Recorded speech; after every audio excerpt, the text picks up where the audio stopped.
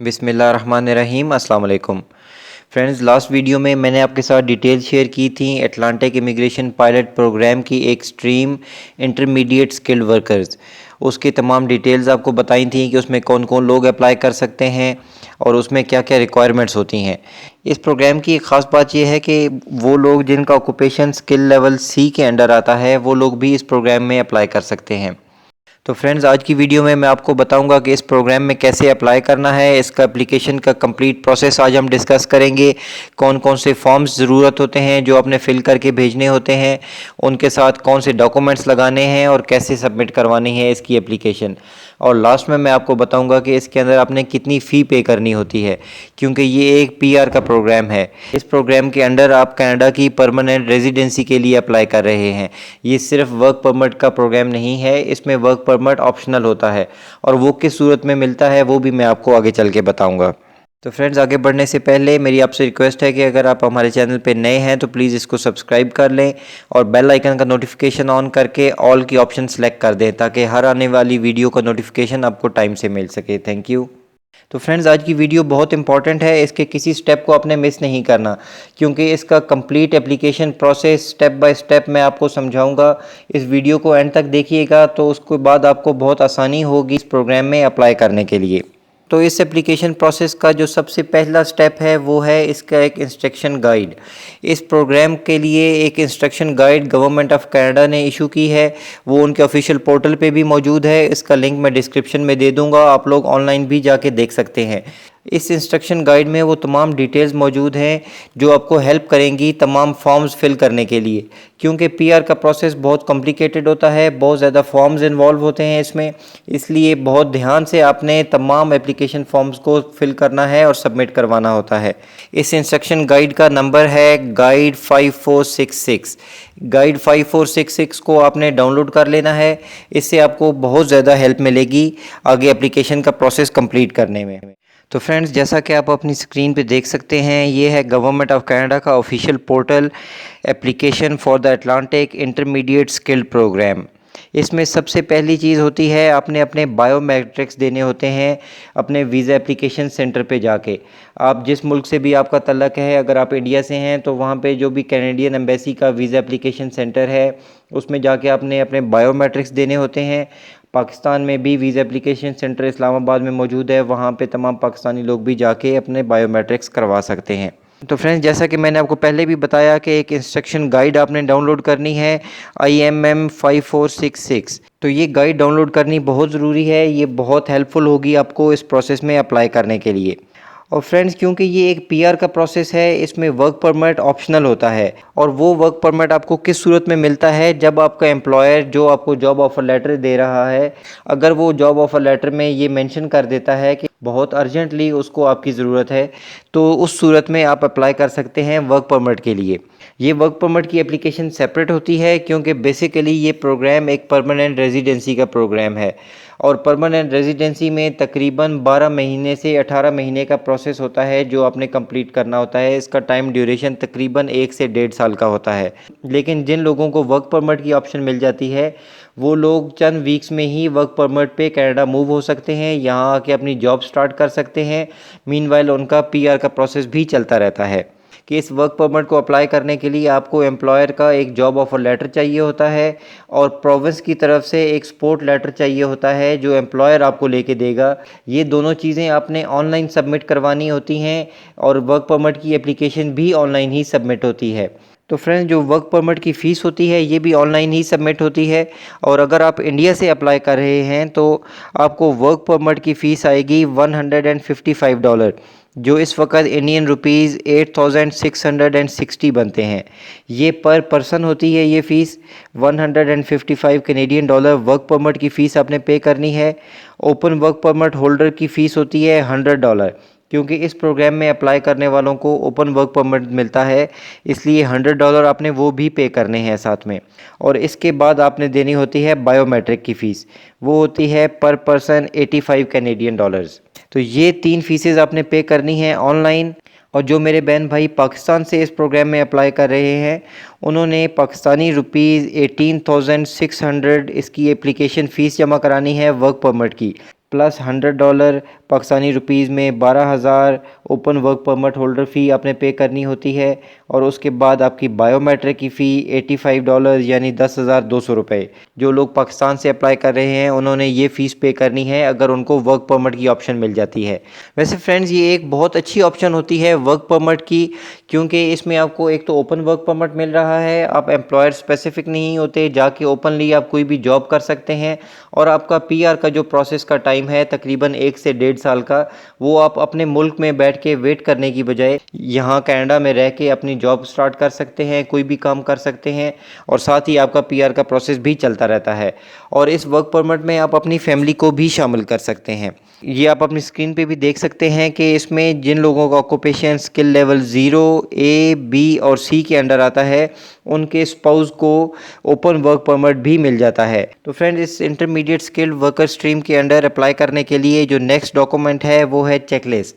ये उन डॉक्यूमेंट्स की लिस्ट है जो आपके एप्लीकेशन पैकेज में वो तमाम डॉक्यूमेंट्स शामिल होना बहुत ज़रूरी हैं। तो इस चेकलिस्ट को भी आपने डाउनलोड कर लेना है, इसका लिंक आपको डिस्क्रिप्शन में मिल जाएगा। तो फ्रेंड्स उसके बाद एक फॉर्म है offer of employment to a foreign national. ये फॉर्म आपने ख़ुद नहीं फिल आउट करना होता, ये आपका एम्प्लॉयर फिल करके आपको भेजता है। इस फॉर्म को सिर्फ आपने साइन करना होता है। तो फ्रेंड्स उसके बाद ये लिस्ट आ जाती है उन तमाम फॉर्म्स की। इनको बहुत ध्यान से आपने देखना है कि ये इनमें से कोई भी फॉर्म मिस नहीं होना चाहिए। और आपने कोशिश ये करनी है कि इन फॉर्म्स को कंप्यूटर पे फिल आउट करें, क्योंकि हैंड रिटन फॉर्म्स में एरर का चांस होता है, उसमें कोई गलती हो सकती है। इसलिए कोशिश ये करनी है कि कंप्यूटर पे फिल आउट करें, क्योंकि इसमें आखिर में कुछ ऐसे फॉर्म्स भी आते हैं जिनको आपने वैलिडेट करना होता है ऑनलाइन। तो इसमें सबसे पहला फॉर्म है generic application form for Canada. इसमें आपकी तमाम अपनी पर्सनल डिटेल्स आ जाती हैं। उसके बाद सेकंड फॉर्म है एडिशनल डिपेंडेंट्स, आपके तमाम फैमिली मेम्बर्स की डिटेल इस फॉर्म में आ जाती हैं। और फिर थर्ड है स्केड्यूल ए, आपका बैकग्राउंड डिक्लेरेशन। उसके बाद आपका फॉर्म है economic class Atlantic immigration pilot program. और उसके बाद है एडिशनल फैमिली इंफॉर्मेशन। इसमें आपकी फैमिली की तमाम डिटेल्स मेंशन करनी होती हैं आपने, जिसमें आपके डायरेक्ट फैमिली मेम्बर्स यानी वाइफ, बच्चों के अलावा आपके वालदैन, पेरेंट्स, आपके बहन भाई, उनकी तमाम डिटेल्स भी इस फॉर्म में आपने मेंशन करनी होती हैं। और फिर नेक्स्ट है supplementary information about your travels. इसमें आपकी ट्रैवल हिस्ट्री की तमाम डिटेल्स आपने इनको प्रोवाइड करनी होती हैं। और उसके बाद नेक्स्ट फॉर्म है separation declaration for minors travelling to Canada. और सेकंड लास्ट है statutory declaration of common law union. और लास्ट में यूज़ ऑफ रिप्रेजेंटेटिव। अगर आप किसी कंसल्टेंट को हायर करते हैं अपने काम के लिए या किसी से हेल्प ले रहे हैं इन तमाम डॉक्यूमेंट्स को फिल आउट करने के लिए, तो उस रिप्रेजेंटेटिव की भी डिटेल्स आपने देनी होती हैं कि किस से आपने मदद ली है। ये लास्ट वाला फॉर्म उनके लिए होता है। लेकिन अगर आप अपनी एप्लीकेशन ख़ुद फिल आउट कर रहे हैं और तमाम डॉक्यूमेंटेशन आपने ख़ुद की है तो फिर इस फॉर्म की आपको ज़रूरत नहीं होती। तो फ्रेंड्स मैंने आपको पहले भी जैसे बताया कि आपने इंस्ट्रक्शन गाइड को ज़रूर डाउनलोड करना है, बहुत डिटेल से उसको पढ़ना है। उस इंस्ट्रक्शन गाइड से आपको बहुत मदद मिलेगी इन तमाम फॉर्म्स को फिल करने के लिए। तो फ्रेंड्स यहाँ पे मेंशन है IMM 008। ये फॉर्म है एडिशनल डिपेंडेंट्स का, जो मैंने आपको ऊपर बताया था। इस फॉर्म में एक बार कोड होता है, इसलिए इसको आपने वैलिडेट करना बहुत ज़रूरी है।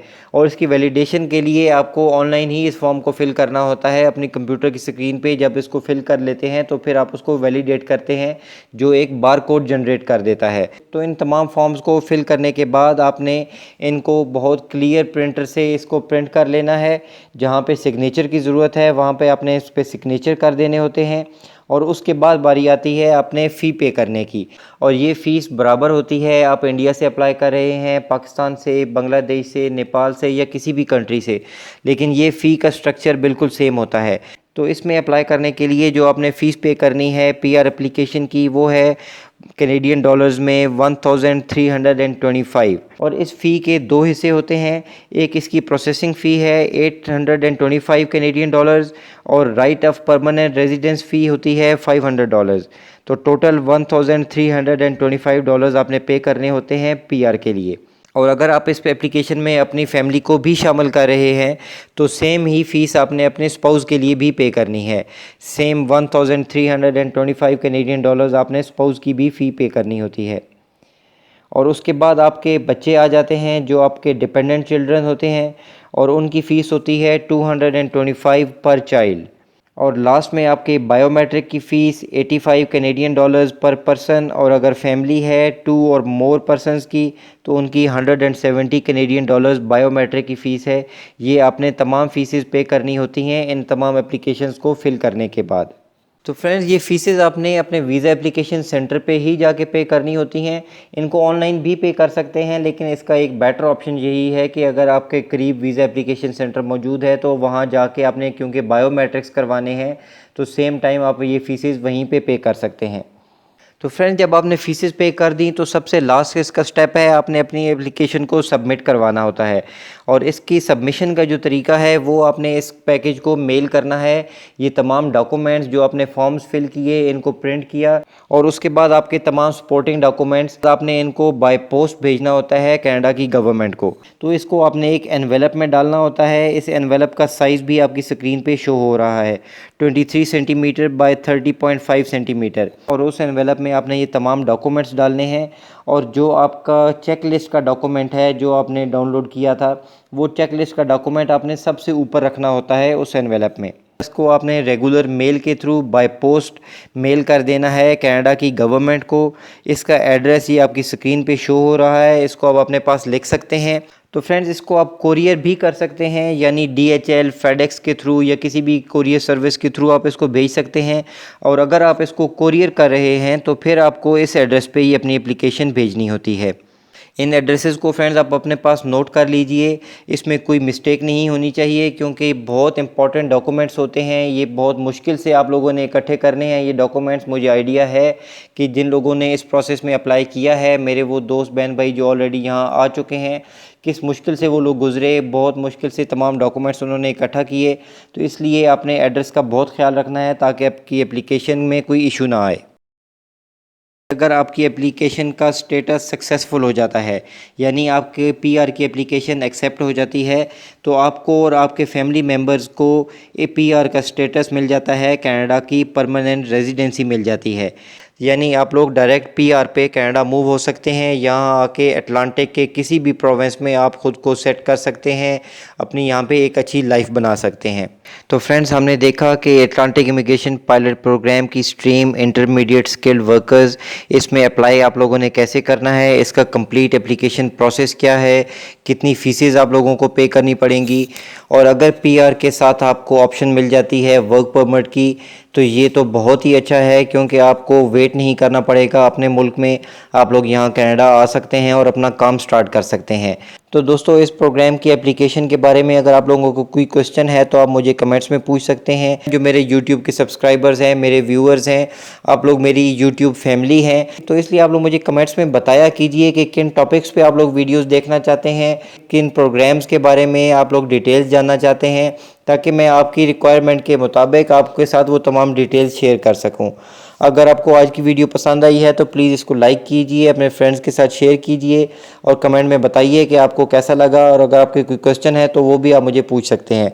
हमें इंस्टाग्राम पे भी आप लोग फॉलो कर सकते हैं, ID आपकी स्क्रीन पे शो हो रही है। वीडियो देखने का बहुत शुक्रिया। Thank you. अल्लाह हाफिज़।